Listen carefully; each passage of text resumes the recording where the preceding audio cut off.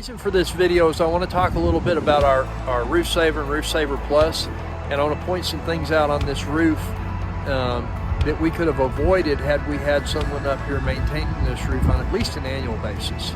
So I'm going to flip the camera around and I'm going to talk a little bit about some of the issues that we found, and we'll kind of stitch this all together, and hopefully we get a good little video, short format, and show you some of the reasons why you want commercial roofs in Texas Roof Saver or Roof Saver Plus.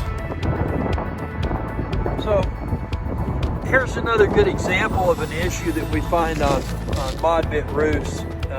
This is what we would refer to as a blister. And so as you look at this roof, you'll see several blisters in the roof system right out here in front of us. And what happens is you get moisture condensation trapped underneath the roof system, and it has no place to go, and as it heats up, that moisture expands, and eventually it causes this roof to separate, okay? And there's a big blister, just like a blister on your hand. These aren't good.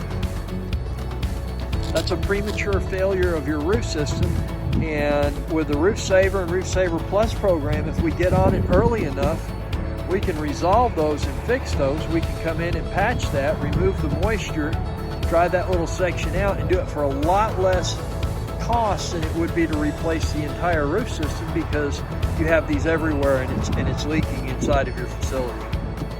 So call Commercial Roofs in Texas, talk to us about our Roof Saver and Roof Saver Plus program, because as you'll see, there's a couple more blisters right there, and you can see a bunch of little small ones that are starting. That's a perfect example of something that we can come in and take care of for a nominal cost, fixing these little blisters before they become huge problems and a huge expense to your building.